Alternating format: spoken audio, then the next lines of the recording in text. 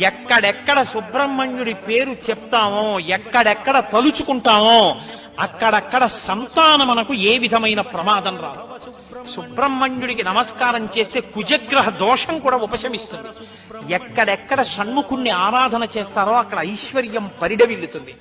పక్కన ఉన్నటువంటి తమిళ దేశం, ద్రవిడ దేశంలో అంత ఐశ్వర్యం వచ్చింది, అన్ని పరిశ్రమలు వచ్చాయంటే కారణం ఏమిటో తెలుసా అండి? సుబ్రహ్మణ్యారాధన. వాళ్ళు విపరీతమైన సుబ్రహ్మణ్యారాధన చేస్తారు.